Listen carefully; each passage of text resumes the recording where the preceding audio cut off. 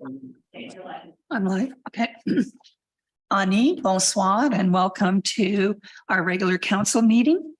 I would like to begin the meeting by acknowledging that we are in the traditional territory of the Anishinaabe people in the Robinson Huron Treaty area and wish to recognize the neighboring community of Dokis First Nation. While we meet today, I would like to take a moment to acknowledge the importance of the lands which we each call home. We do this to reaffirm our commitment and responsibility in improving relationships between nations and to improving our own understanding of local Indigenous people and their cultures. From coast to coast, we acknowledge the ancestral and unceded territory of all Inuit, Métis, and First Nations people that call this land home. I need a mover and a seconder to approve the agenda. Renee and I thought maybe Mel could read my mind. Renee and Dave. I just want it noted that we're going to move item 6.6.1, which is a short-term rental bylaw, above 6.3.4. So before the waste management operation, our continued discussions. Okay. All those in favor? Thank you. Any disclosures of pecuniary interest?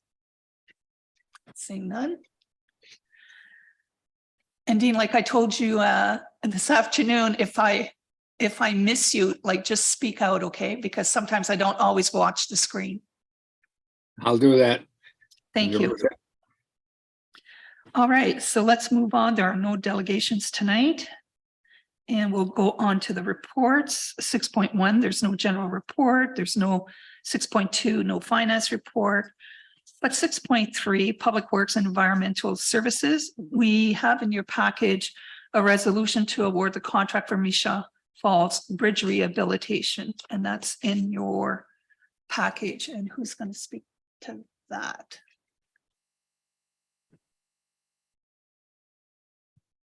Mark? As the report explains, we conducted our inspections of bridge, which is mandated every second year. And based on that inspections, there were recommended repairs to be done to Misha Falls. The contract was, or the tender was posted. We received two contractors. One met the requirements, the other one didn't. And we're recommending that Northern Contracted Incorporating be awarded the contract for the repairs at Misha Falls for the amount of $15,475. Cute. Excuse me. Any questions for Mark? Okay, I need a mover and a seconder. Moved by Willie and Roger. Duly moved and seconded, be resolved that council awards the contract for the rehabilitation of Misha Falls Bridge to Northern Contracting Inc. for the total amount of $15,475 plus applicable taxes. Thank you. All those in favor? Thank you. Can you turn off? We move on to the 6.3.2 resolution to award contract for rehabilitation of Public Works roof. I guess, Mark, you're going to speak to that one too. Certainly can. This has been an ongoing project. It's one that couldn't be delayed anymore because we have issues with leakage affecting some of our power to the building.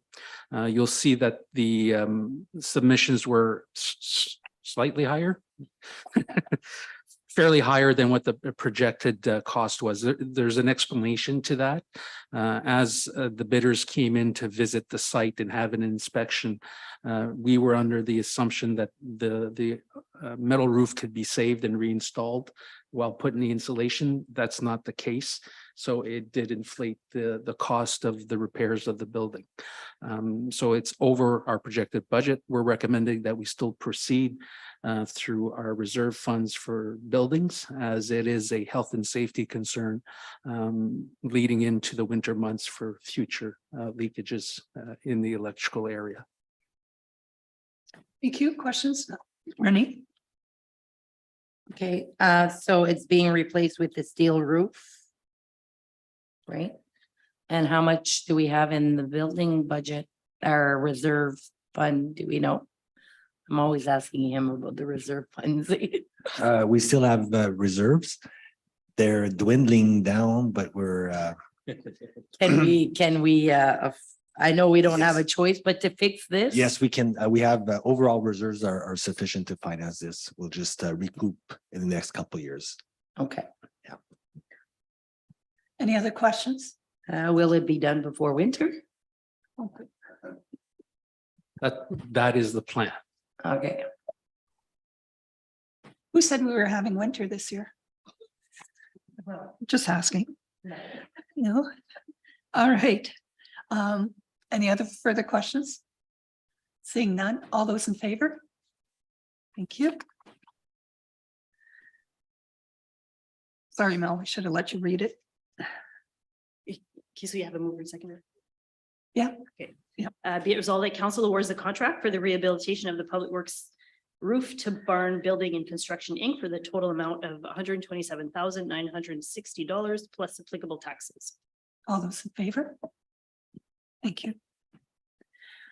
Moving on to 6.3.3, a resolution to adopt bylaw to authorize a winter operation agreement.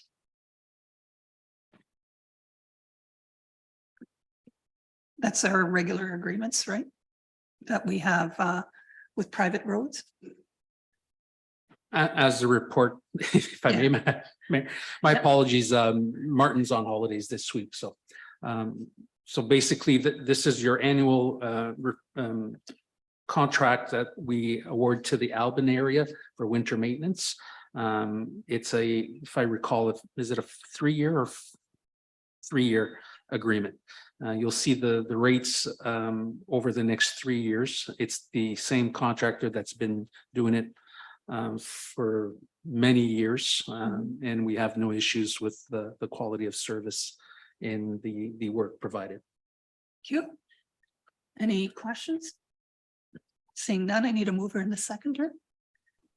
Dave and Dean.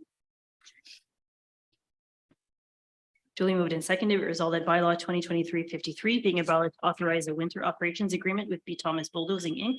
be read at first, second, and third time and finally passed. Thank you. All those in favor? Thank you. So we'll move on to 6.6.1, which is the short-term rental report. And before we start, I want to express council's gratitude to Andrea, Mel, Kevin, and Riley. I know you have spent probably more hours than you ever thought you would spend on one report, but I think it's worth it. And with that, I'm going to turn it over to Andrea. Thank you. Okay, so just to bring everyone's attention back to where we are in the process. So a meeting was held on July 5th, 2023, where council directed staff to post the draft short-term rental bylaw on the municipal website to receive public consultation, and also to work with the planning board to produce the amendment to the zoning bylaw, which will be coming forward on November 1st. There was also an information report brought forward in September.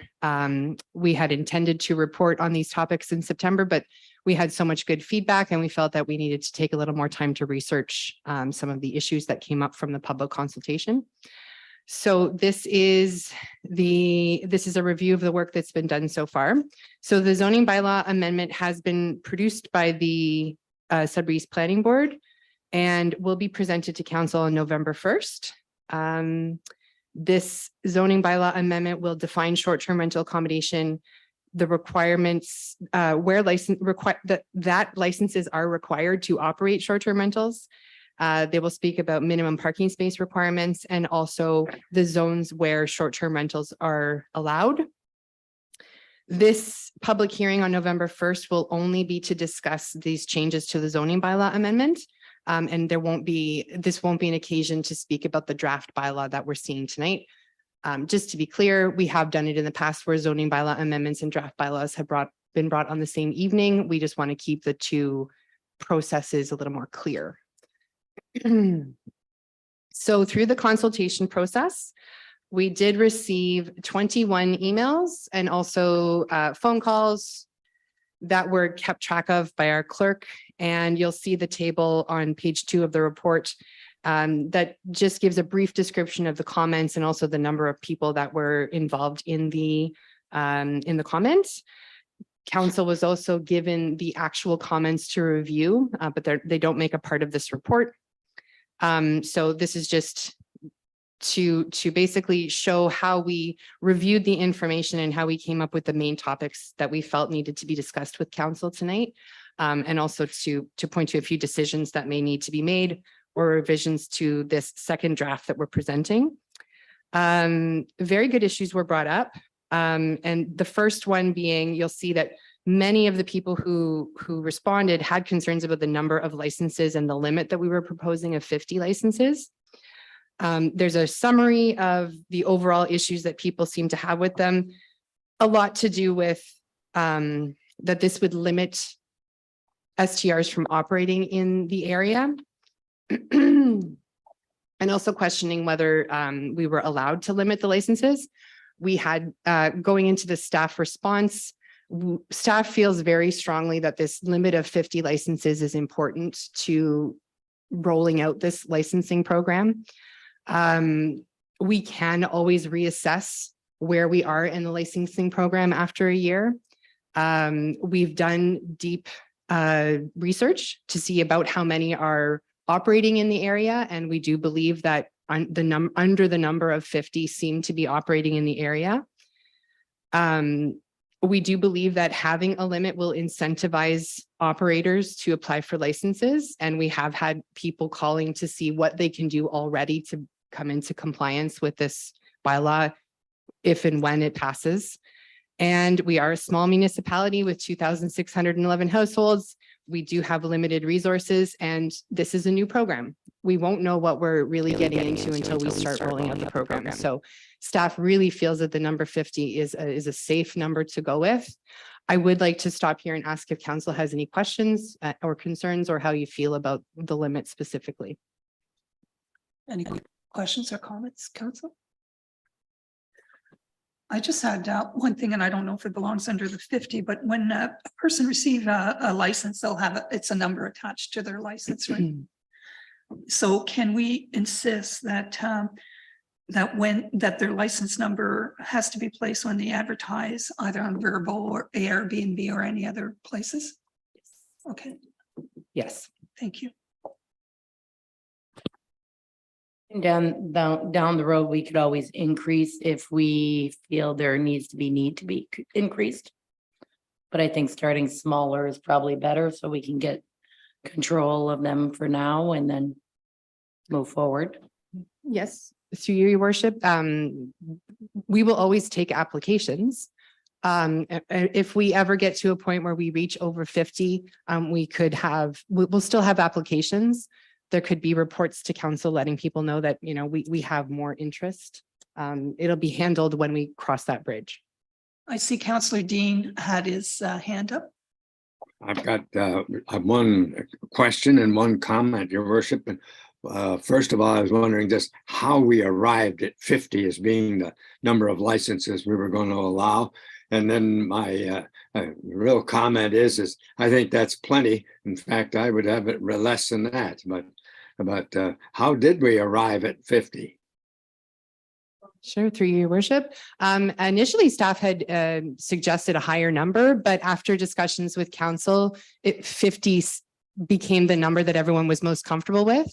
And then through more research, staff felt comfortable that this was a good number, seeing what's already out there and available on different websites.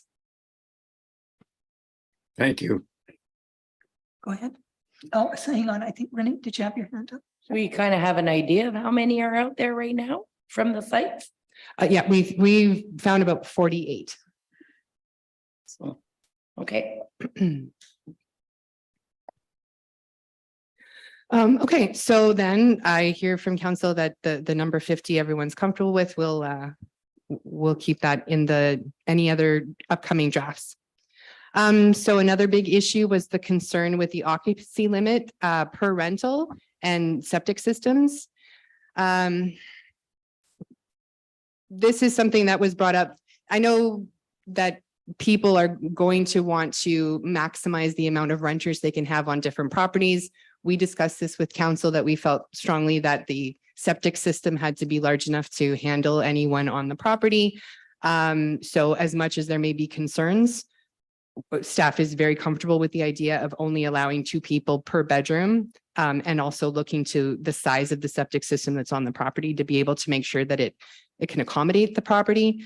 And there was also a comment saying more attention should be given to all septic systems, and I don't disagree. Maybe that will come in the future, but this is one way for us to start protecting our water and having a program in place.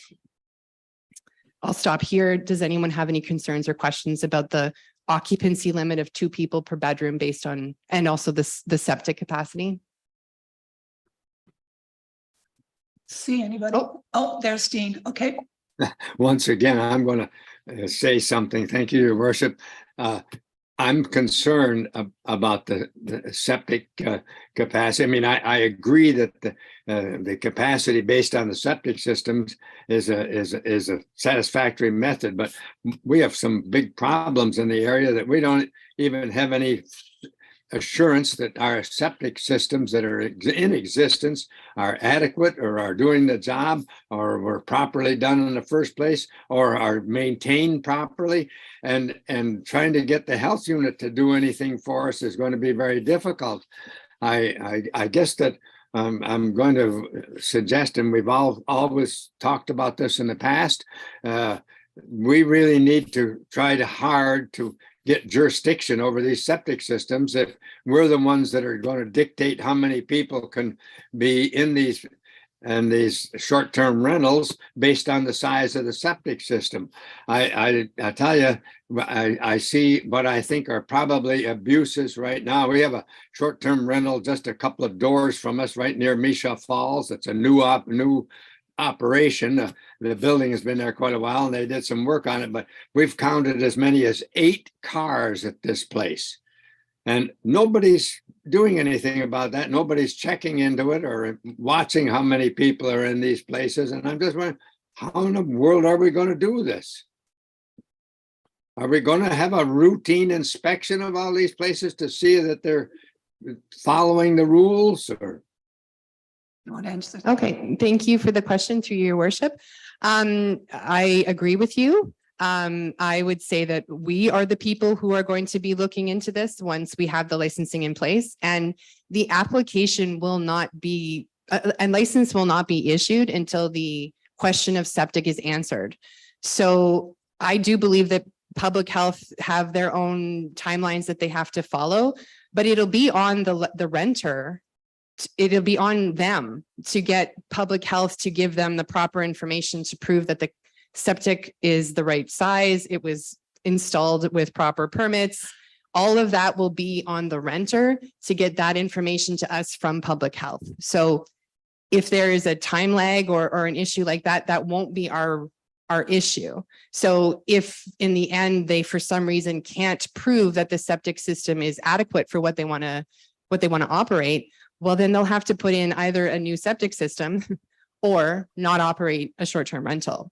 It'll be pretty black and white at the end of it, the way we've structured our application. well, let's hope it works. Thank you. Any other questions? No? Go. Okay, number 3, concerns with the proposed license fee.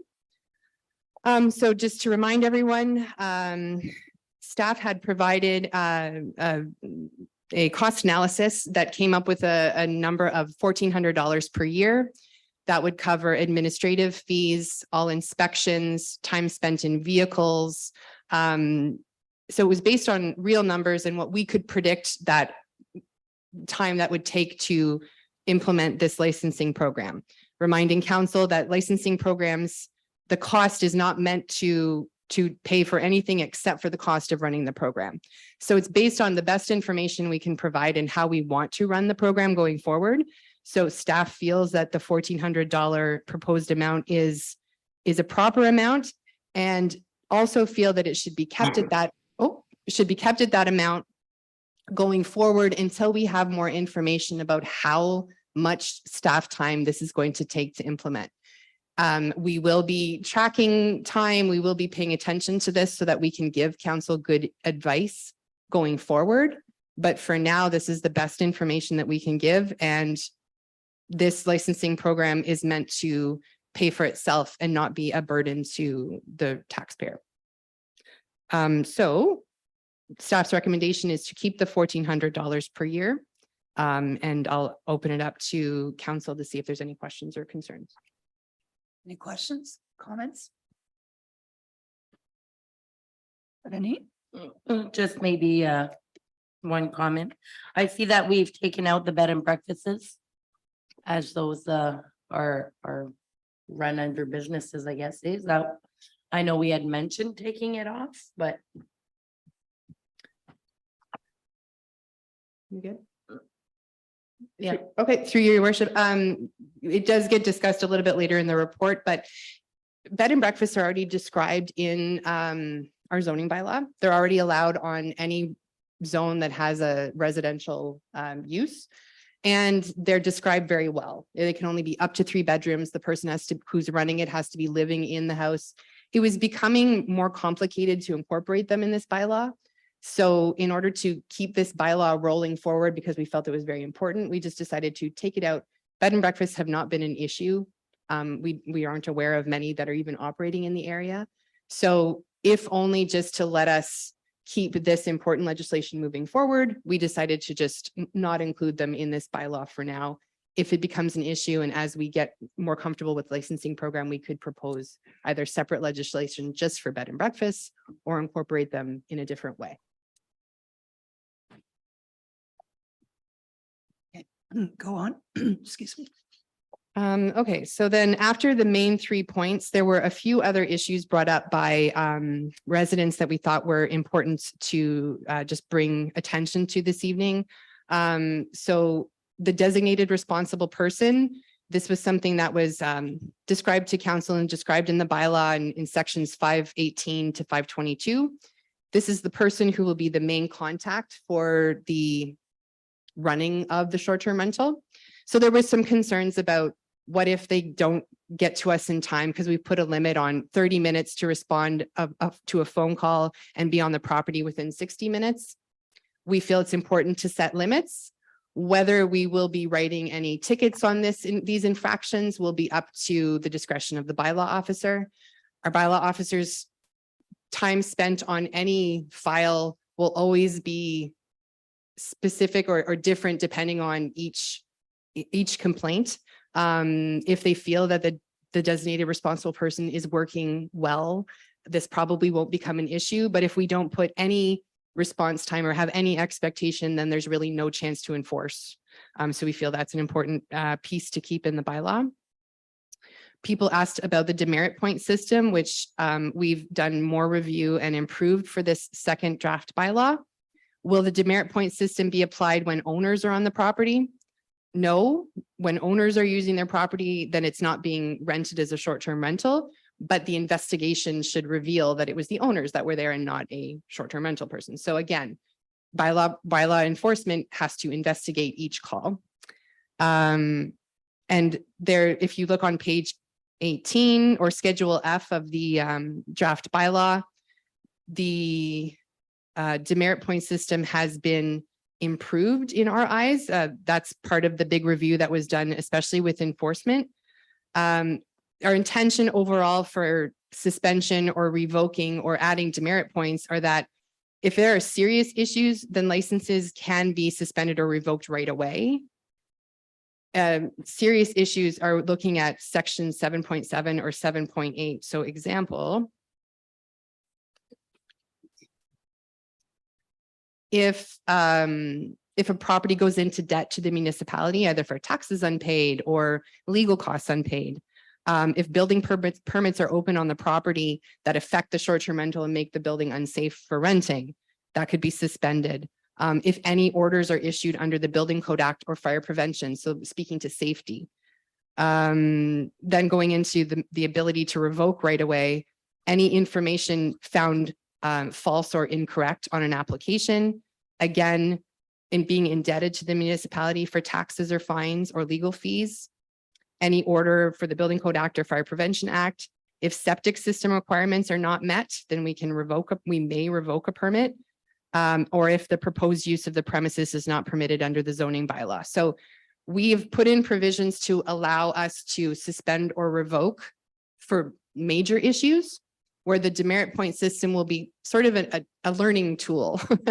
If a renter is renting to people that are always letting dogs roam, setting off fireworks, having noise complaints, there would have to be at least a learning. So we'd ask for compliance, write tickets, demerit points would be issued, but hopefully the first time a demerit point is issued, we get compliance. We're always seeking compliance.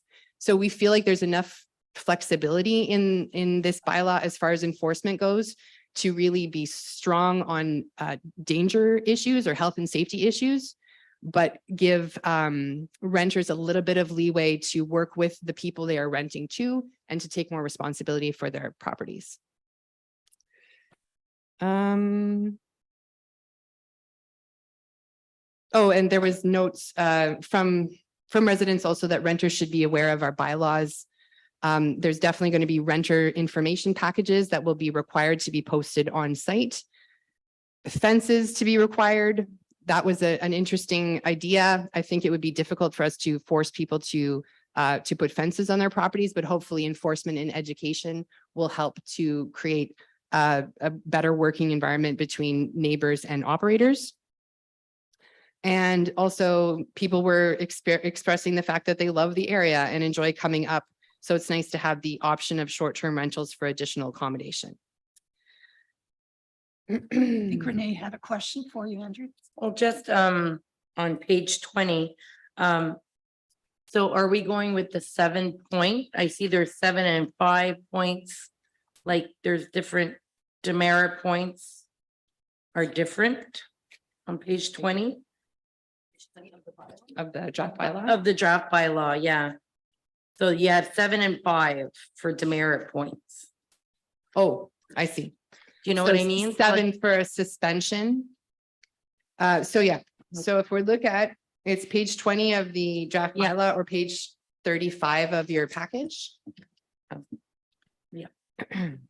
So, yes, so the idea of the demerit points, we did take into account the idea that if you reach 7, that's where a license could be suspended, and anything above, and then once you hit 15, a demerit point would actually be revoked. We're confident that the numbers work well to give us time to enforce and educate with 1, perhaps 2 tickets on smaller infractions. Yeah, so those would be issues that were like larger issues. Through you, Madam Mayor. I'd just like to clarify a bit. So on the right-hand side, you're seeing for column 4 is the higher number, which is those are for orders only. So if you look at column 3, those are for points. So those are going to be for tickets, right? So if we go in and we issue an AMPS or PON, then they're only going to get that point. But if it's gotten to the point where we're issuing orders on the property to comply, that's where they're going to get the 7 demerit points, because we have already went past a warning, 3 tickets or 2 tickets, whatever the case may be, and then they're getting issued an order. So we have been on this property 5 times probably by that point. That's where you see the larger number. We're gonna have 2 different categories, though, 7 points and 5 points. Like that's, like, I thought that we had said that 7 points, they lose their license, right? Oh. You know what I mean?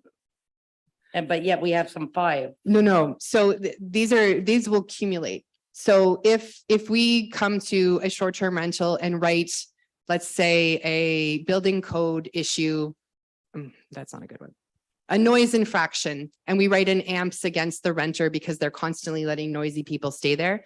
If we write the AMPS, it either goes through the appeal process or they pay it. After that process is over, they will be awarded 2 demerit points that will stay on their property for 2 years. If they have another ticket written on them for within 6 months or within that 2 years, and it's worth 3 points, Well, now they're up to 5. So they're getting closer to getting suspended. They will have to get to the 7 points for us to suspend the license. So that would entail basically 3 smaller infractions within 2 years. If we show up though, in the second, and we've written an AMPS, we've written another AMPS, and now we feel like they're not complying and we escalate to orders, well, then you can see how the points will go up a lot more quickly as we aren't getting compliance. So we will get to 7 a lot more quickly, which means a suspension up to 6 months. Then since the points stay on for 2 years, after that 6 months, if they keep operating and they get another major, well, they're going to be at 15, and then that means revoke. So it's an education, it's understanding that they're working with different people coming in, so they may have issues with certain renters, but as their numbers start to climb, they're going to start to vet their renters or the people they're renting to a lot more closely, in my opinion, because they're going to start to see that the types of people that they're renting to are starting to put their license in jeopardy. And that's where we're putting the pressure on the licensees to start policing who they allow to stay in their short-term rentals.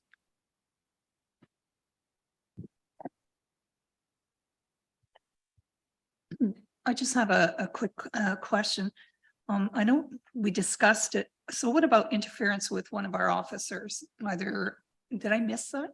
Thought I read it all, but.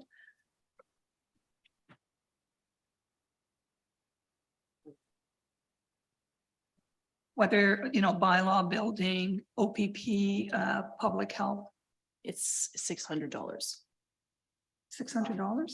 It's a fine. It's a set fine.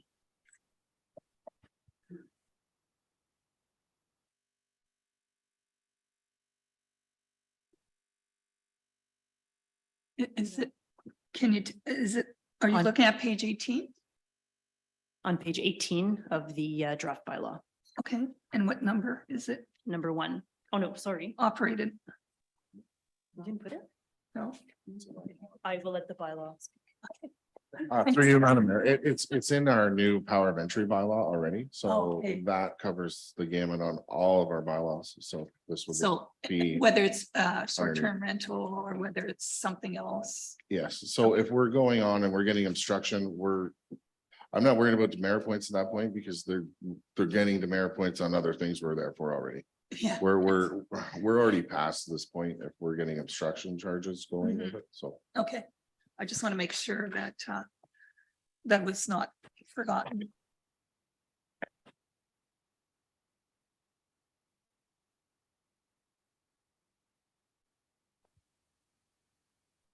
So just to come to the final portion of the report.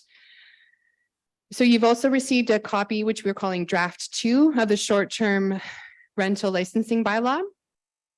Highlights include a simplified definition for what a short-term rental is, and that was a review by our municipal solicitor.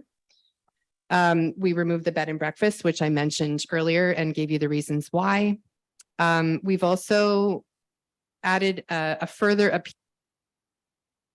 appeal process, which I'll discuss, but I'll just speak to enforcement really quickly. So all of our bylaws where we write either AMPS tickets or provincial offenses or orders all have an appeal process that is part of that particular bylaw.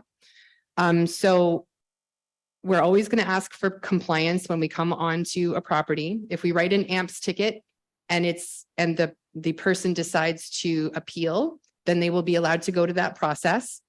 That's built into all of our bylaws. This particular bylaw, though, will have a separate appeal process, and we're asking that council be the committee that hears the appeals, because the appeals that will be coming from this short-term rental licensing bylaw will be appealing that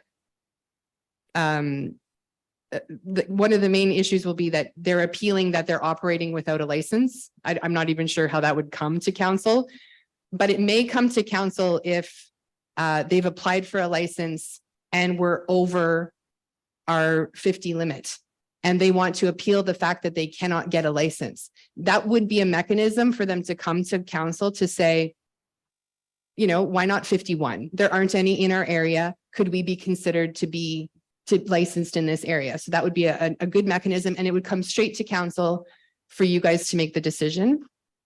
Also, it would be if anyone were to want to appeal demerit points. That would be a fairly, if someone were getting to the demerit point system, they've already had their chance to appeal that fine. So if they really want to appeal just that one last time, then it would be council that would have the say whether they should be given the demerit points or not given the demerit points, because then it comes down to suspension or revocation. So it wouldn't be coming to council for small issues. It would be larger issues. And since this is a new licensing program, it would be a good time for council to see what big issues are coming out of this system. So it's staff's recommendation that it be council who acts as the appeal committee for the short-term rental licensing bylaw. Does anyone have any questions on that? Questions? Everybody comfortable with that? Okay, so then recommendations on next steps.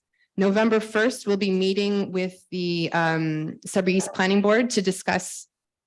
What's happening November? This is just licensing. Oh, November 1st. Okay, so resulting from discussions and recommendations from draft 2, draft 3 would be presented and will include all schedules, including the license application, code of conduct, and the renter code of conduct.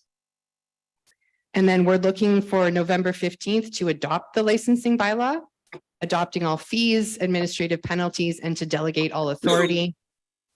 With the licensing program to come into effect January 1st and to accept applications starting January 30th.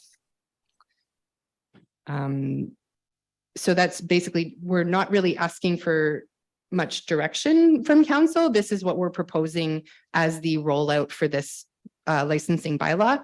Of course, as long as council agrees to pass the legislation as we go through and present. So does anyone have any questions about that? Everybody comfortable with that? Sure. Just with respects to, through you, Madam Mayor, with respects to information that's posted in the rental places. We're going to have maps outlining exits, fire extinguishers, those kind of things. Also, we're going to be outlining maybe property lines. So the renters know where the boundaries are, those kind of things. Has that been thought of, or is that in creation? Through your worship. So yes, part of the application will be creating a site plan. So overall, the property showing where parking and garbage parking is, where garbage is to be stored. We haven't discussed having a requirement for site for property lines being marked. That would be a good thing to recommend to property owners, to short-term renter owners, so that people aren't trespassing onto owners' properties or onto neighboring properties. But that really comes down to communication with neighbors. And I don't think we're looking to have surveys of properties done to make sure that we know where property lines are. If there's an issue between owners of properties of survey of property lines, we have other mechanisms to deal with that. It's either call the OPP if there's trespassing, or if they're building on your property or too close to your property, that becomes a building issue. So we can always recommend that renters should educate the people coming in to rent where they're allowed to go and where they aren't allowed to go. That could be a recommendation, but I don't see a survey or marking property lines to be a requirement. But marking where, like having a site plan is already part of the application process. And then having floor plans showing exits and where fire extinguishers or smoke detectors are. That will be already part of the application process and is asked to be posted.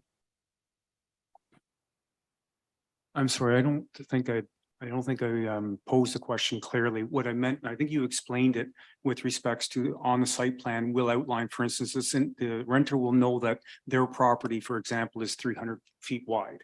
So they can put that in a site plan that they have approximately 300 feet of, if we're talking about water frontage, they have 300 feet of water frontage, and it's a depth of, let's say 150 feet, 200 feet. So that would be that would be outlined on the site plan. Through your worship, it hadn't been discussed to go into that much detail. If, like, we are looking for a site plan so that it's clear where parking should be, where garbage is being posted or has to be stored. A general idea of where the building is in relation to property lines. But we hadn't discussed having the frontage marked on. I think we could suggest that it should be marked so that, again, renters know what's theirs to use on the property.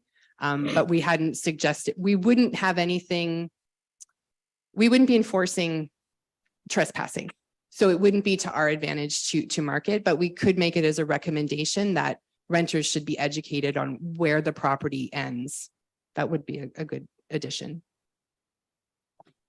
The reason I bring it up is because in my business, I always make sure that I do a walkthrough with my clientele and I make them quite aware where the property lines are. And the reason I do that is because we don't have fences. And sometimes it's not clear when you're wandering or actually trespassing or encroaching on somebody else's property.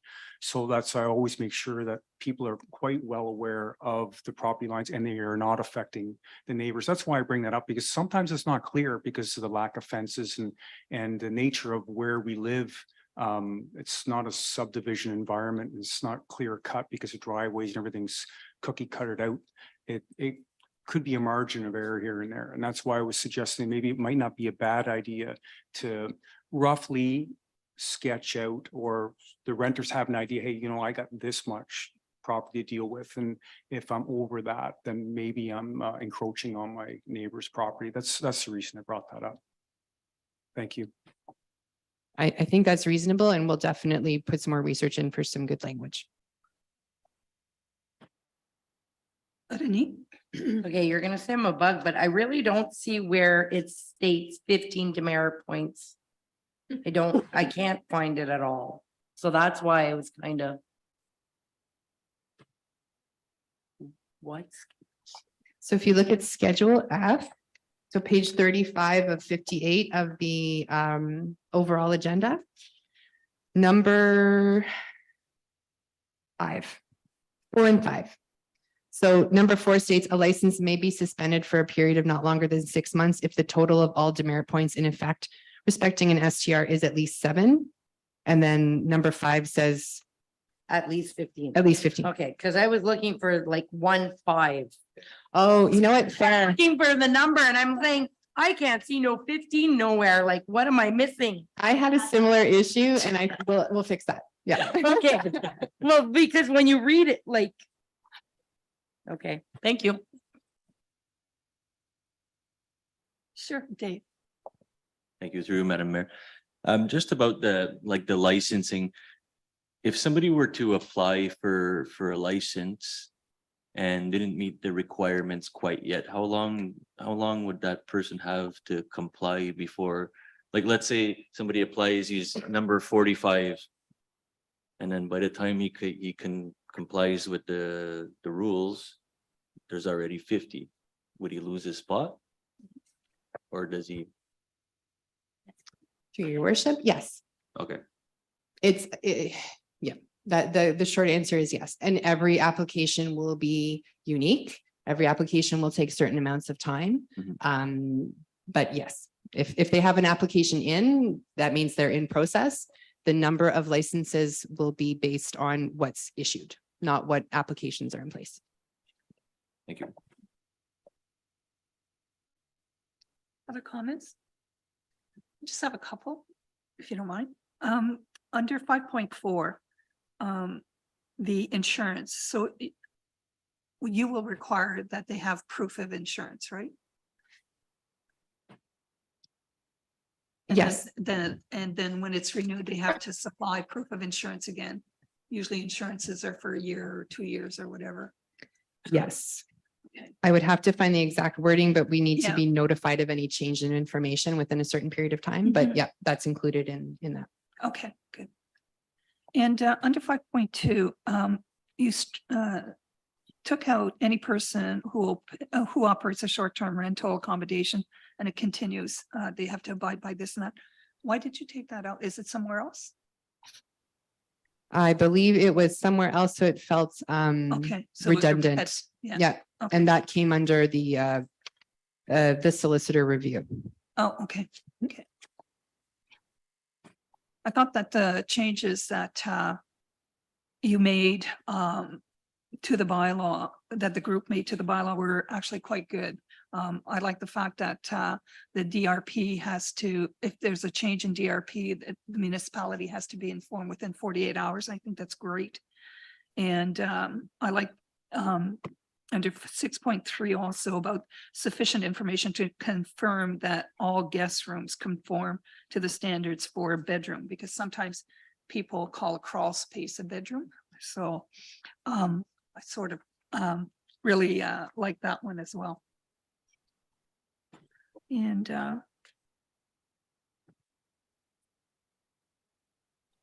think those were all my comments. Anybody else had comments?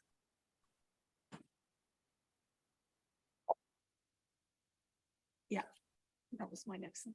So I see we have one person, and I know you're here for the short-term rentals. Normally what we do is we wait till the end of the meeting during announcement, but because we're already discussing it and there's not 200 people here, if you want to ask some questions, please go to the microphone, identify yourself.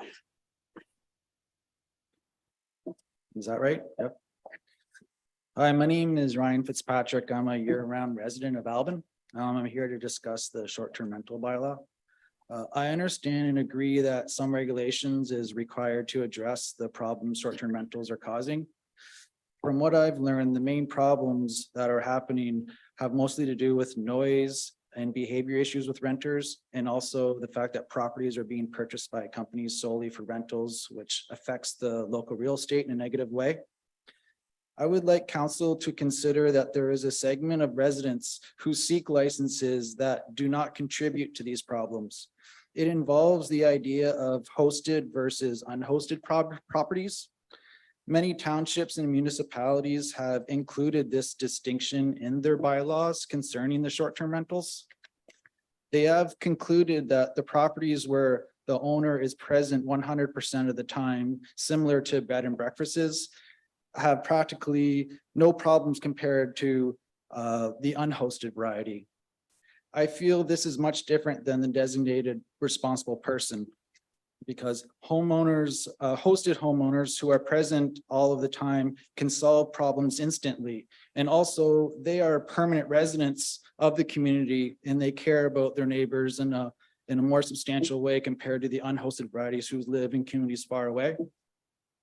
So I'm asking council to consider having 2 tiers of licenses like other municipalities are providing. I don't think it's fair to group all potential licensee seekers together when there's such a huge difference in the problems each segment has. Hosted properties similar to bed and breakfasts have much less problems and do not impact the real estate market. The unhosted properties are the source of most of the problems concerning the short-term rentals. I hope you can see this distinction and consider having a higher limit on the number of licensees allowed for the hosted variety. I think this would help ease the concerns some residents have with the low limit and give more opportunities to the permanent residents of our community.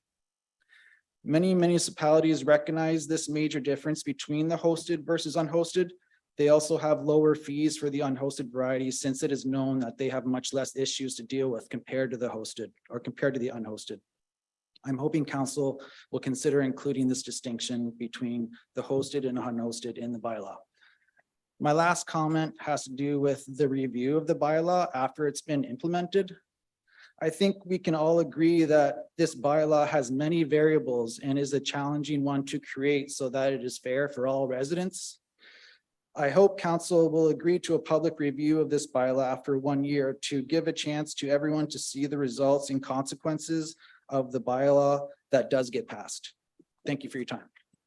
Thank you very much. Don't go away. I have a question for you.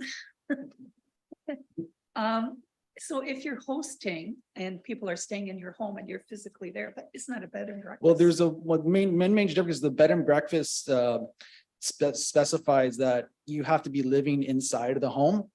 so there would be the opportunity where someone who lives on the property have a bunkie or a small little thing that they would like to provide or have available to rent out, which doesn't fall under bed and breakfast, but you would be lumped in with the short-term rentals.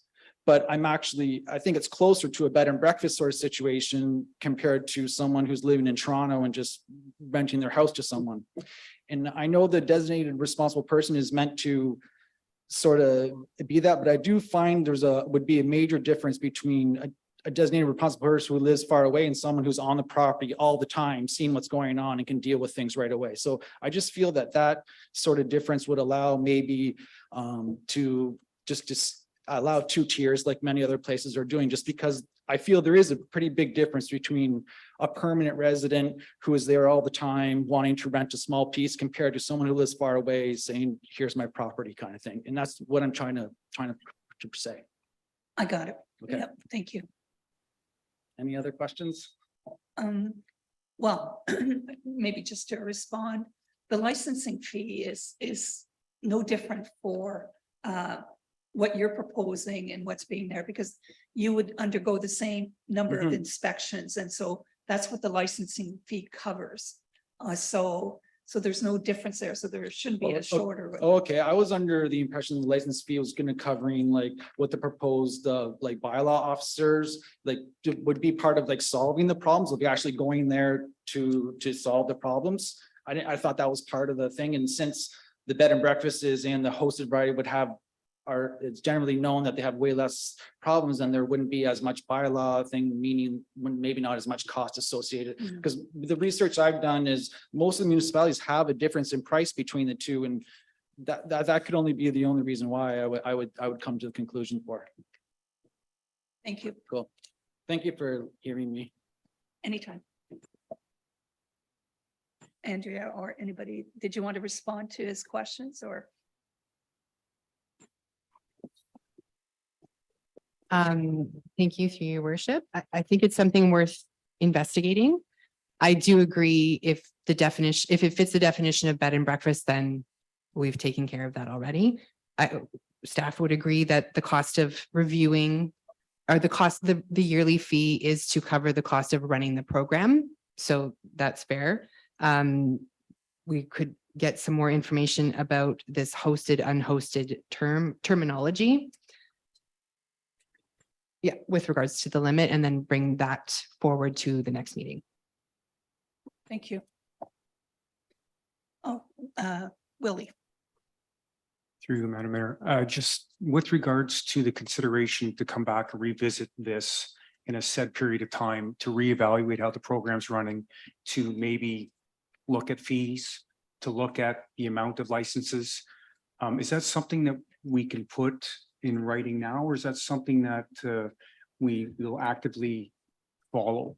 Like what would be the procedure? What's the usual length of time before we review a bylaw and open it back up for review?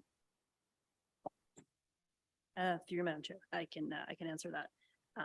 So since the licensing will be on an annual basis, what we had discussed internally is revising the fees, revising the limit after 1 year of operating, 1 year or 2 years of operating, depending on how it goes.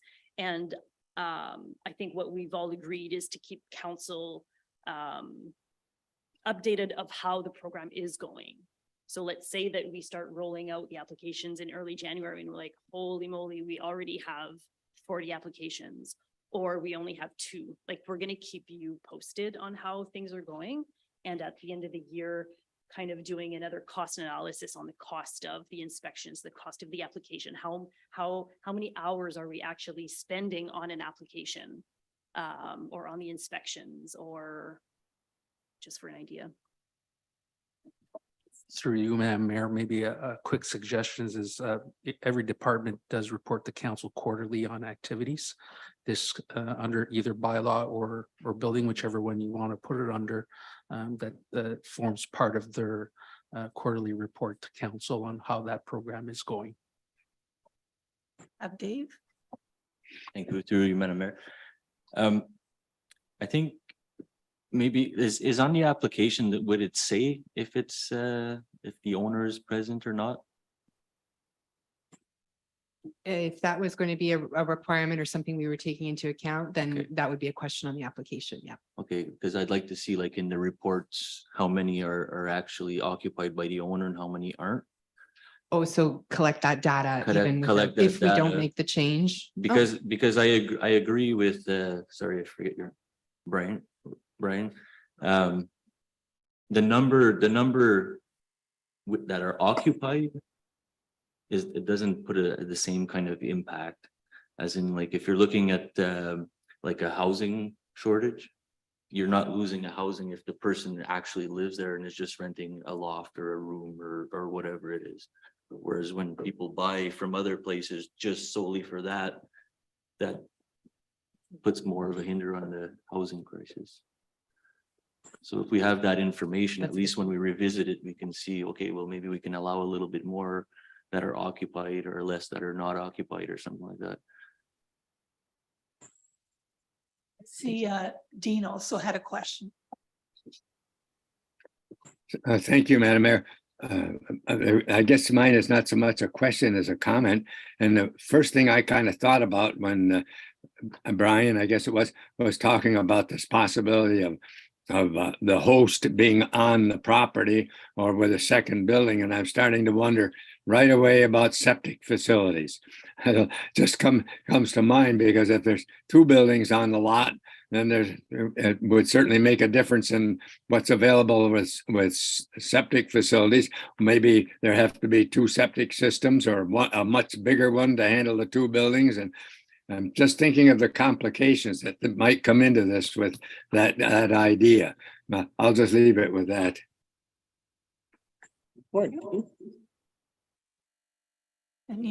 Oh, Jason? No, I think it was just. Yeah.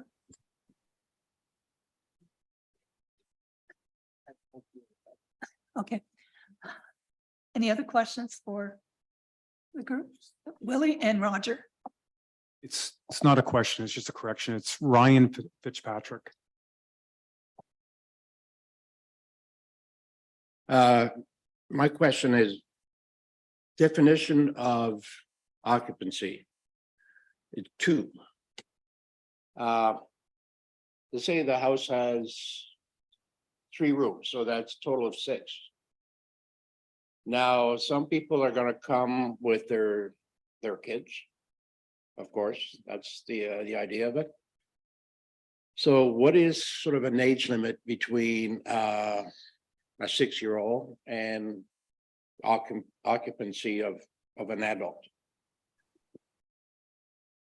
Through your chair, your worship, we haven't made a distinction between children and adults. It's the number of people. Number of people, Mhm. okay. Because I know this is it'll be one of the questions or that'll be asked quite often of the owner. Right. Yeah. All right, thank you. Any other comments or questions? You're all. Also, just to maybe comment that I could see like a newborn baby or a child under 2. Is that considered an adult? I mean, they're still in a diaper.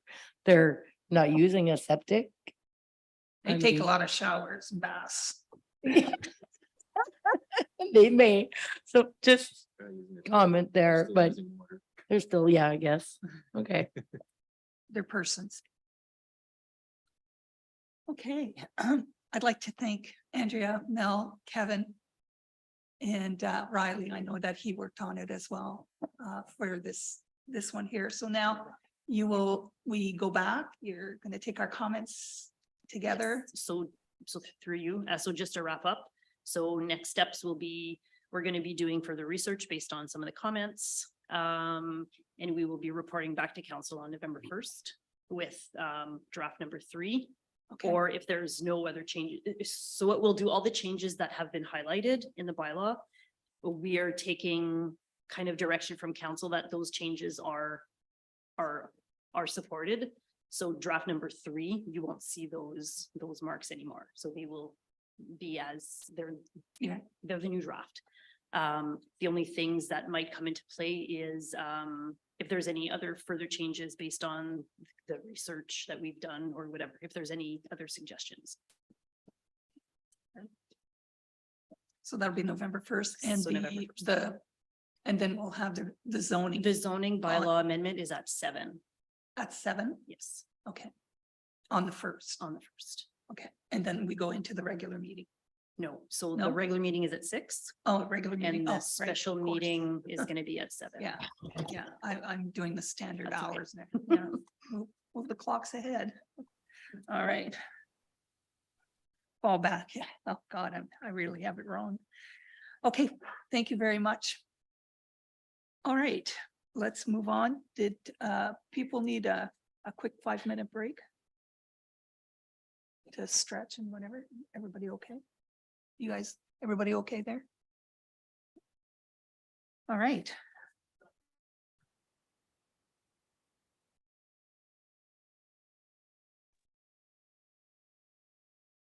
What's that?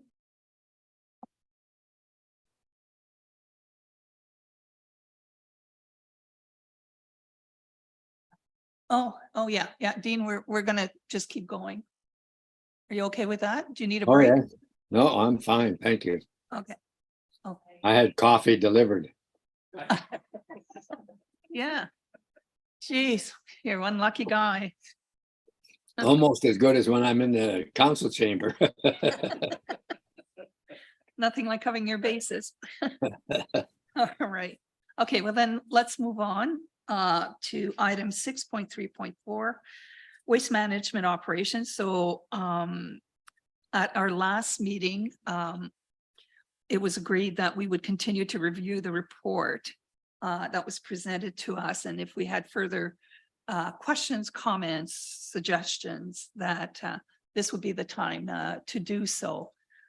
Everybody's had 2 weeks to look at the report and to review the questions and answers that were given to us. And I guess now it's time to have a discussion about where do we go? And I think that's probably the hard discussion that needs to happen probably sooner than later. And I'll reserve all my comments at the end. So anybody have questions for Kevin or Michelle? Oh, okay, sorry, was looking over there. So how would you address roads, private driveways? So say down Whitetail Road, there's a private road there that has 9 residential homes, or not 9, there's 9 places. Only one lives there year round, but the other ones are there from April all the way till late November. So we're talking 2 recycling bins, 2 bags each at the end of a road that butts onto Whitetail Road. So that you're talking 36 items at the end of a driveway. All day long, because we don't know what time it's going to get picked up. Right now, I already have the comment from some of those people. If we're going to drive out of that road to bring our recycling, we might as well keep going to the dump. And that is what they do. Or they come to the bin because they're already driving down that road and they're pretty far in this side road. I don't know if you've driven down that road. It forks off and it's quite the road.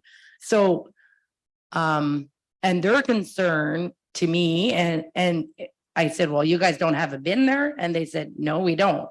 So right now, only one person puts their blue box there. The other 8 don't, because they said we would have 18 bins at the entrance of our driveway. Now they would have 18 bags with 18 bins on the same day. So how would something like that be addressed? Because we have many side roads like that. We have some, Trout Lake Road has some, Shaw Road has some, Delamere Road has some. We have many roads like this. So how would that situation be addressed? Because there's no bins And we know that there's a lot of raccoons, bears, foxes, and we don't know what time they're getting picked up. How would something like that be? Through you, Madam Mayor, that's just an operational challenge. We're gonna have to deal with a whole bunch of stuff like that, like we do right now with the sheds. So as of right now, in our waste management bylaw, we do allow bins to be placed at the end of driveways that are built to a certain specification, so people can lock up their waste or the recycling as it sits now. So that could be an option. If there's large numbers of places like that, we could always look at putting them onto one of the sheds that we do use, because we have moved several people around to different sheds to accommodate waterfront, like water access, private roads. If it doesn't work out for a person, there's no harm in it going to another shed. So there's always those options. So we will have to figure out those operationally. Those are very like small, like Well, issues so far you- right now with the program. And there's ways we're gonna have to look at to work around. Just because I know I've been out there and I know that those 9 people are totally against garbage pickup.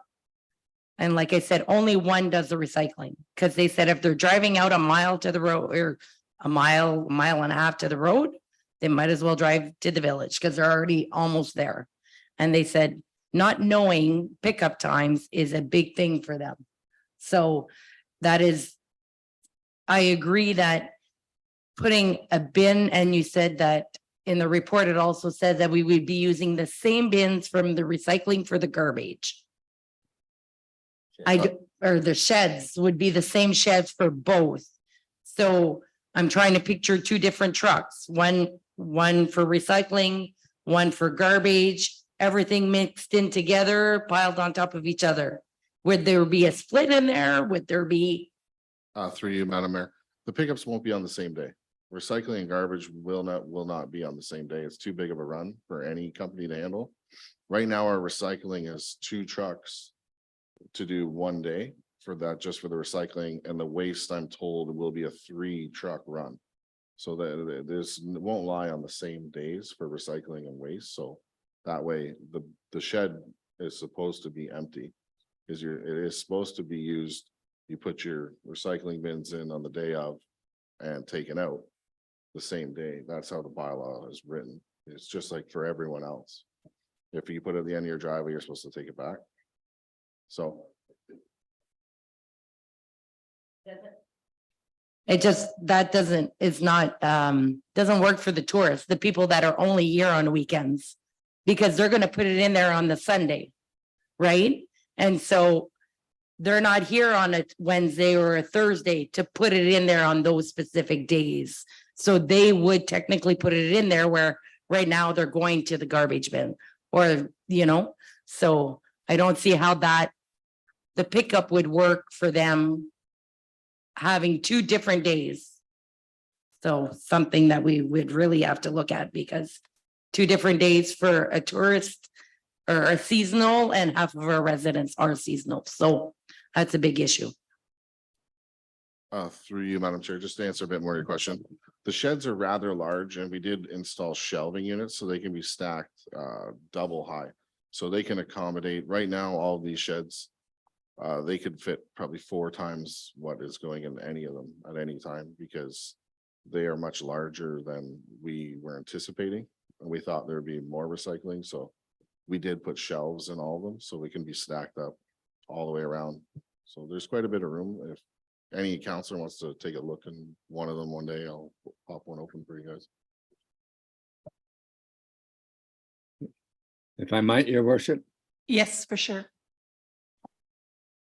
it occurs to me that we're doing recycling on a bi-weekly basis, and I would imagine that our waste management will also be bi-weekly, so that the recycling and the waste are not going to be in the sheds at the same time in any event. In that case, if they were both on the Monday helps the people who are our seasonal or weekend people that are trying to get home on Sunday and have a place to leave their recycling or their waste.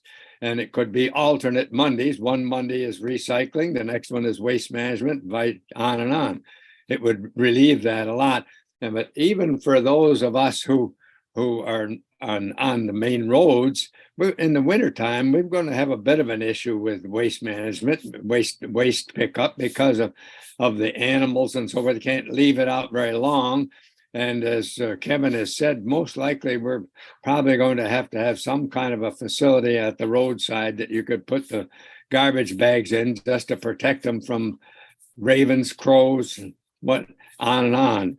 So, but I think the other concern about too much at the same time can just be handled by alternate weeks for the recycling and the waste pickup.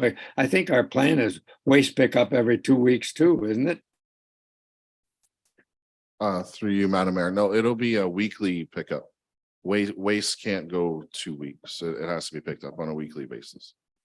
Well, if that's the case, then we'd have to have a different day for the recycling and the waste in order not to have them all at the same time. Thank you. Thank you, Dean. Other comments? Yeah.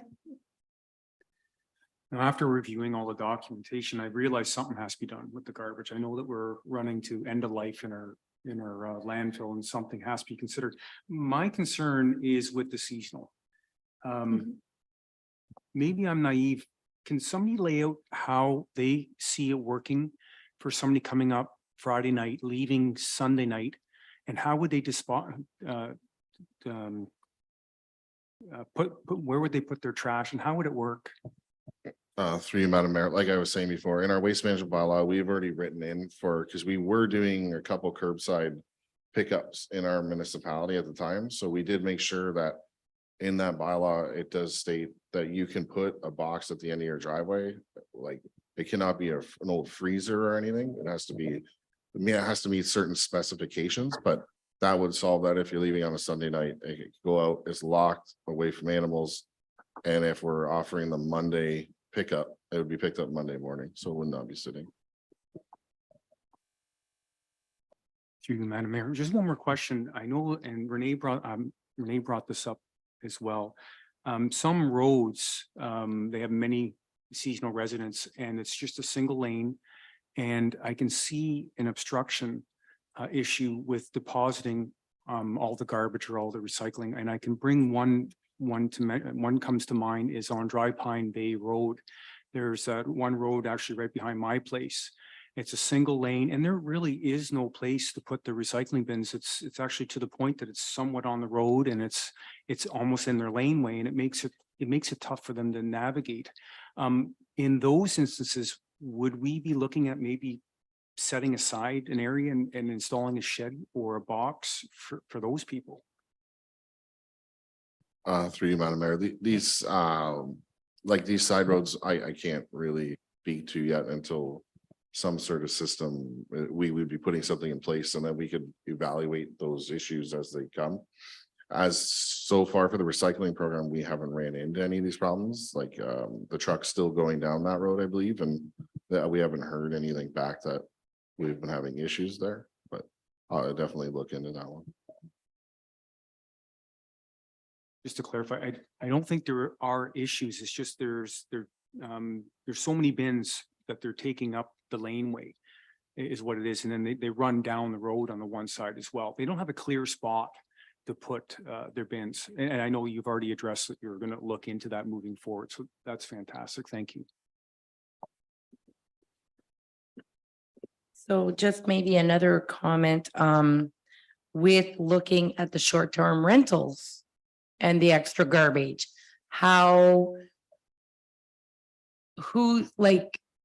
is that going to be put on the owner's responsibility to make sure his garbage is there on those certain days? Like, because right now, I mean, some people go to their trailer, they drop it off at the bin on the way out, right? So now, go ahead. Through you, Madam Mayor. Most Airbnbs require you to follow whatever waste management system that the city runs. It's all posted from everyone that I've seen. So we are allowing those people to use our system because it is in place. So whatever system we're running, unless you hire a cleaning service, because now that becomes a commercial business. So then they'll have to access the landfill site. But if the owner operator of the rental wants to use the services we have, it would be the same as the house was occupied by anybody else. Like if they live there full time, it's still the same amount of people, the same amount of waste that we'd be accepting within the municipality. So we don't foresee that being an issue.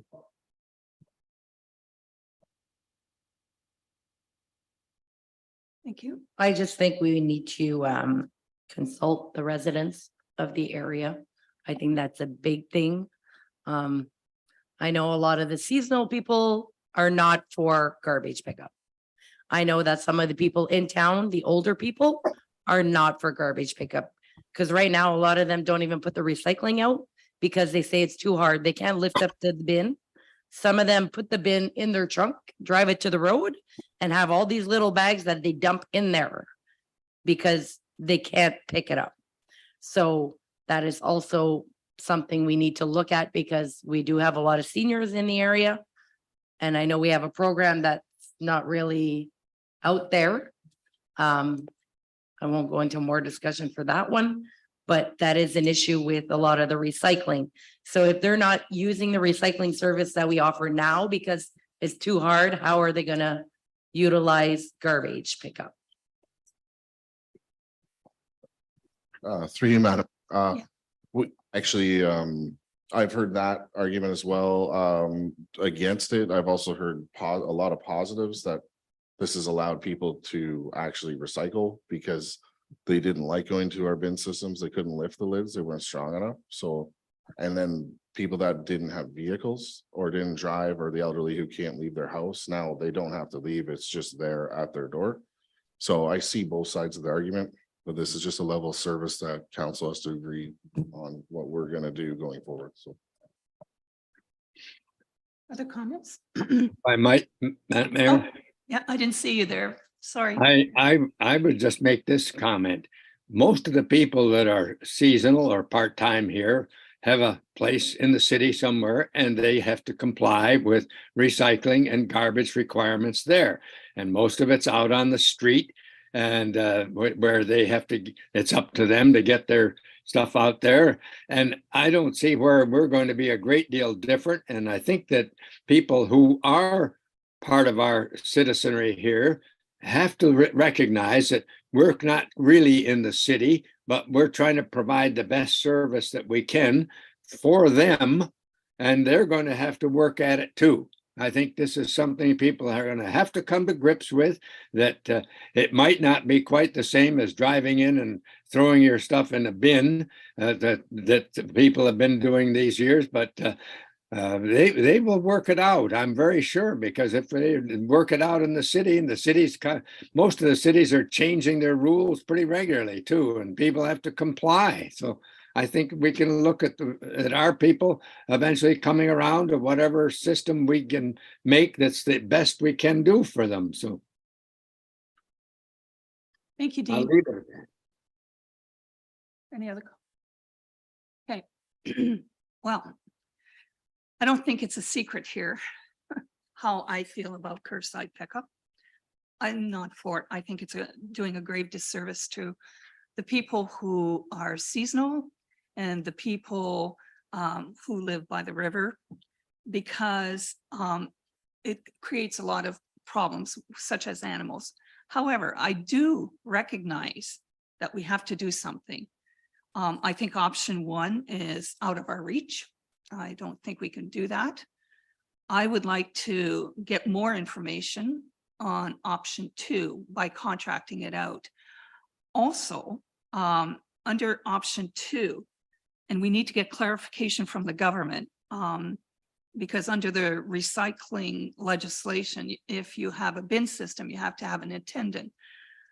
But we would not be providing the legislation. I see what the legislation says. However, we can't, I find it odd that the government would not give us an exemption by not putting bins. I think the recycling, curbside recycling is working because our contamination rate is much better than it was even a year ago. And people are finally complying. And I see more blue boxes out there every week. So I think that's great. What I don't like is some of the seasonal that put their blue boxes out there and they stay out there for a week or two or however long. I know I've had my nephews go and bring them back down on my road so that they don't get stolen or get ruined. But I think the government would give us an exemption about not having to have a recycling bin at the Noelville or Albin site, and that we only concentrate on trash, the regular household waste.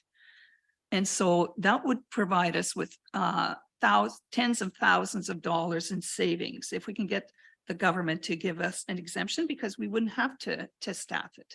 We wouldn't have to build an attendance station. We wouldn't have to have 2 compacting bins. And so, and then I'd be interested in seeing if we can get, what's it that called, something of interest, proposal of interest, is that how we say it? What's that thing? From contractors, if we want to put it out. Oh, expression, okay, I knew it was something like that.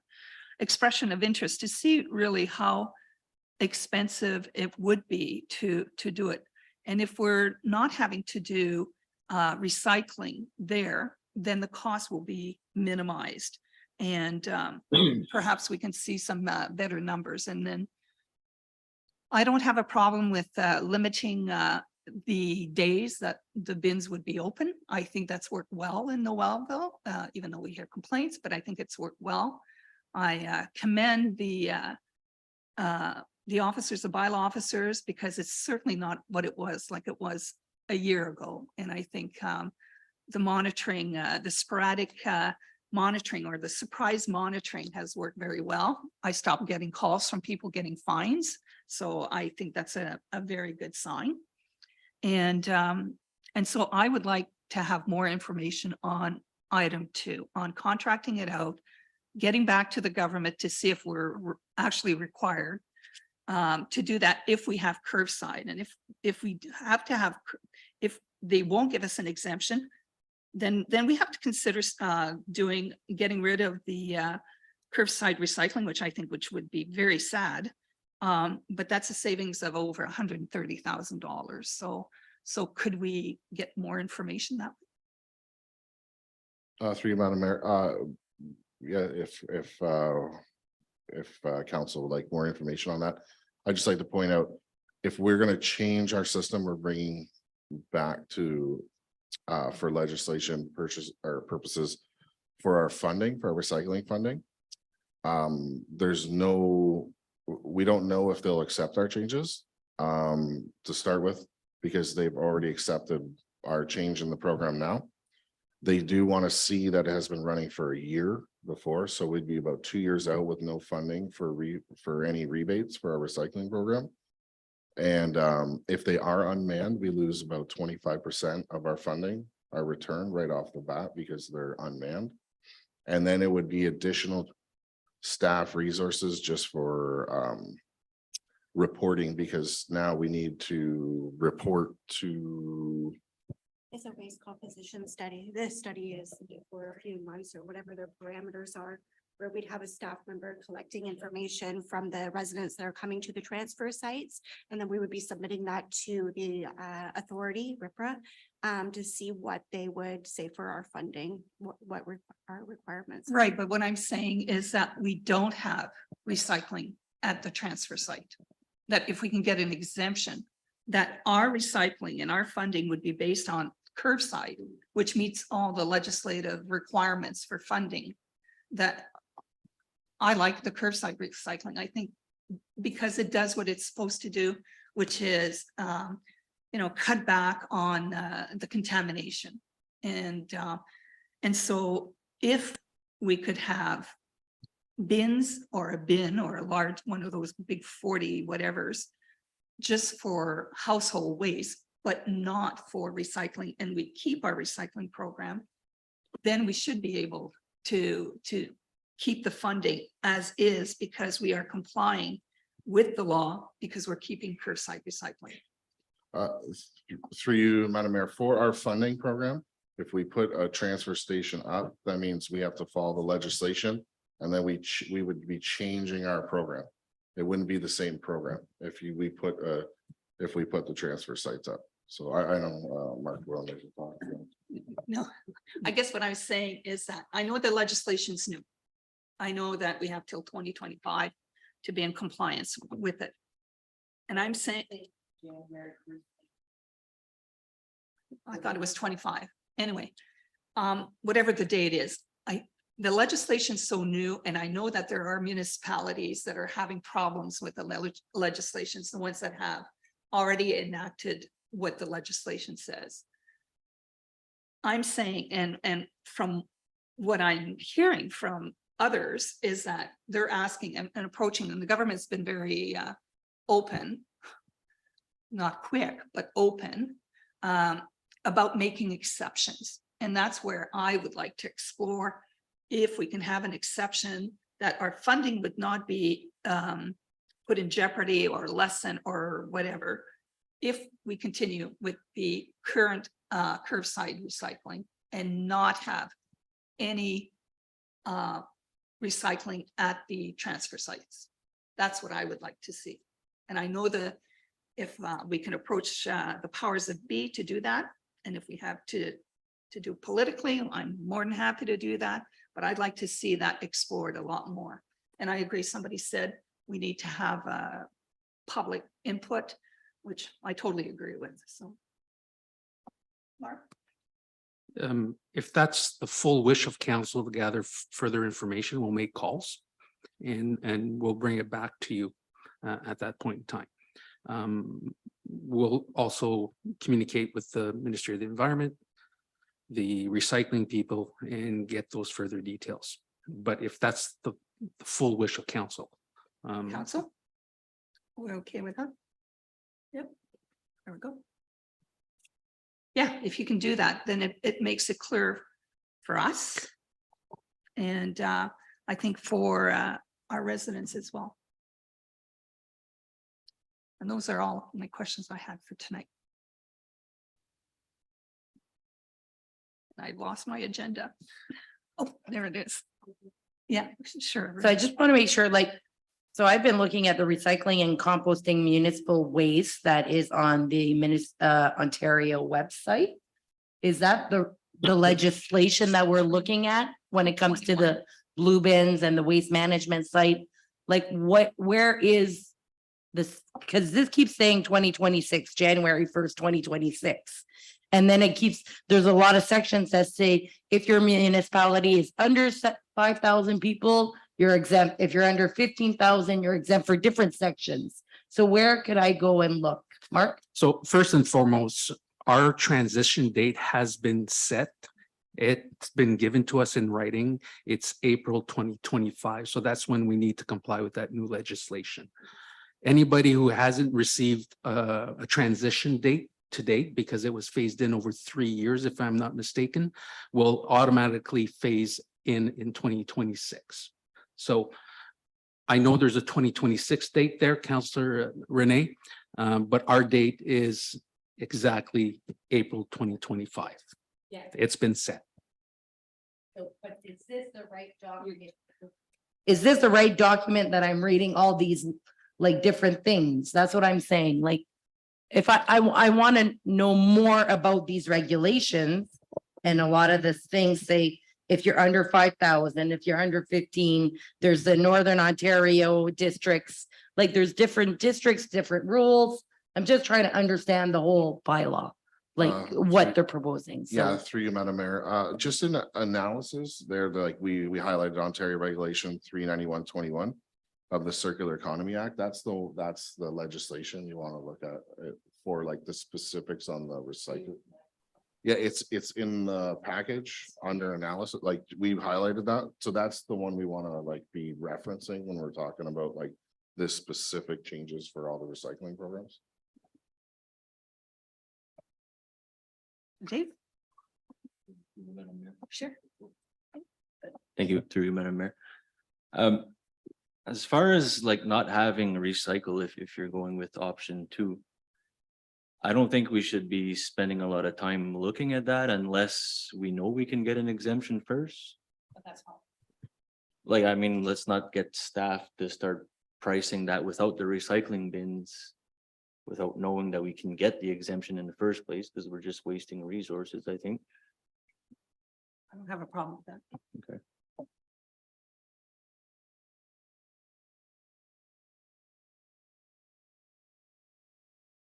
Any other comments with regards to recycling? Not recycling, but waste management? All right, let's move on. Where are we? 6.4. We don't have a report. Oh, emergency services quarterly report, fire department. Thank you, Madam Mayor. Fire Department third quarterly report. Emergencies, we responded to 29 emergencies. The bulk of it was motor vehicle accidents and medical assist. Burn permits, we had a total of 26. Inspections and public education, we had 5 requests and 1 follow-up, and 1 was a 911 day at the library. Training, we did 8 training. Equipment check, we did 6 agreements, mutual aid assistance for a motor vehicle collision on Highway 535 with St. Charles. Automatic aid for a structure fire in West Nipissing area in North Manetto. Update for fire department, 6 of our firefighters attended a NFPA 1072 hazardous material operations in West Nipissing in September. Any questions? Do you have any questions? Been a busy quarter. A bit. All right. Move on. Oh, we did short term. So if you go to 6.6.2 Sudbury East Building and Bylaw Services Agreement. So we have a request from the municipality of Marks Day Warren to re-enter into shared services negotiations. Mark, you want to speak on it? Certainly, thank you, through you, Madam Mayor. I didn't want to re-enter negotiations without council's directive or approval. So as the resolution you see attached within your agenda, they're requesting to re-enter into negotiation. This resolution has gone to our partners in Killarney and St. Charles as well. And I think we have a resolution on the table if it's council's wish to allow staff to enter negotiations and see where things go and then bring back the results to you at a later time. Council? Any problems with that? So it's, oh, Councillor Roger. The word is re-enter. I would like to know what happened. They were part of it, and what happened for them to leave. So who's going to tackle that one? They just, as a political entity, as a municipality, decided to leave the program for their reasons. Whether they were justified or not, that's for them to decide. We have our thoughts and processes, and I'll leave it at that. That being said, it's new administration, new council. We're always here to try to work with our neighbors. So we're open to reopening the envelope to see. There is economies of scales in terms of savings that could be potentially shared between the 4 municipalities that we're sharing between 3 now, but those will be explored and be brought back to council for deliberation and or approval at that point in time. And the timing's pretty well good because we're scheduled to do a reevaluation of our agreement in 2024. And it also falls in line with the budget processes. If I might, Madam Yeah, Mayor. you can go ahead, Dean. As I recall, when they left, when Marks Day Warren left before, they were a little unhappy with what they thought was how the arrangements were made to share costs and all that sort of thing. And now if they come back simply on the same basis that our existing 3 municipalities are on. That's my understanding anyway. And that's all simply based for the most part on population, isn't it?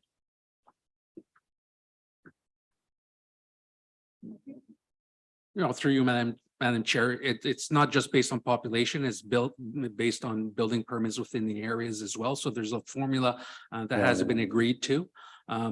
There will be some additional costs to re-enter because they did leave additional expenses to the 3 remaining municipalities when they did decide to leave the agreement. They're very much aware of that, and certainly that'll form part of our discussions at that table. That's only fair. Yes. Any other comments or questions? All right, I need a mover and a seconder. Oops, no, it's okay. Roger and Dave, It is duly moved and seconded, but resolved that council directs staff to re-enter into shared services negotiations under the Sudbury East Building and Bylaw Services Agreement to include the municipality of Marks-St. Warren. all those in favor? Thank you. Item 7, there is no correspondence, so we'll move on to item 8, which is consent agenda. So I need a resolution to adopt the items contained in the consent agenda. Willie and Renee, Duly moved and seconded, be resolved that council approves the items of the consent agenda under sections 8.1 and 8.4 and receives the items under section 8.2. thank you. All those in favor? Thank you. There are no notices of motion, Madam Clerk. Okay, announcement and inquiries. So this time I'll start with Renee. Not much on my end. Surprise, surprise. Transitioning, I guess, at work, the case, if you guys have a Case Alliance bank card, make sure to take money out before 5 o'clock tomorrow. As the systems will be down, you won't be able to use your bank card till Monday. And you'll have to use your new one. Other than that, the kids had their Halloween party on the weekend at the arena. I saw there was a great turnout for that. So that was nice to see. Happy Halloween to everybody. I guess we won't meet till after that. And that's about it. Councillor Dave, I don't have anything. Thank you. Councillor Willie, I have nothing to add. Councillor Roger. Nothing for me, thank you. I don't have very much either. The food bank's open tomorrow for pickup. And aside from that, some of us did go to Bondfield to see the affordable housing for seniors, and it was pretty impressive, I thought. It looked great. I think once we get further down for more discussions on that affordable housing project for here, I think that now that I saw it physically, it's better when you see it physically. I don't know how, Councillor Willie, you were there, right? So I thought it was really interesting. So, and well done. Staff, any announcement? Sir? You're good? Oh, Dean, do you have anything? I keep forgetting there's somebody there. Yeah. The only thing I can tell you is that I'm not there because I got a hell of a cold. That's it. Okay. Well, we wish you better health. Thank you. And we appreciated the fact that you didn't bring it to us. So But thank you. that's exactly what I was thinking. I Yes. didn't want to bring it. That's good. Thank you. All right, so now we do have a closed session under section 239-2. It's information explicitly supplied in confidence to the municipality or local boards by Canada or a province or territory or a crown agency of any of them with respect to the Noelville, Ontario police station detachment. So I need a resolution to resolve into closed session. Dave and Renee, all those in favor?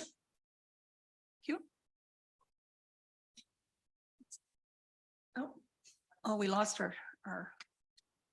So Dean, I guess he's not. I'm still here, but I'm not sure how we carry you over to. the no, close- I understand it. And you can, I'll just learn from you what transpired. that's all. I'll give you a call. I don't think it's all that necessary that I attend. Yeah. You go have another cup of coffee. Thank you. All right. Good night, everyone. Hey, Dean.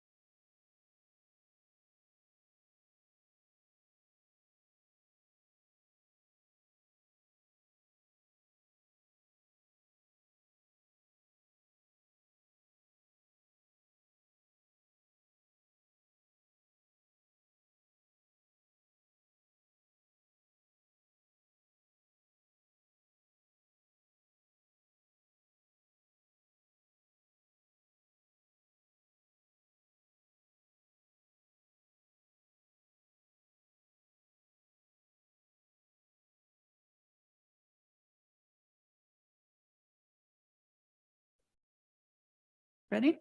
Okay. I need a resolution to reconvene into open session. Willie and Roger. All those in favor? Thank you. I need a resolution to adopt the confirmation bylaw. Renee and Willie. Okay, it's okay. All those in favor? Thank you. And finally, I need a resolution to adjourn. Moved by Dave and Roger.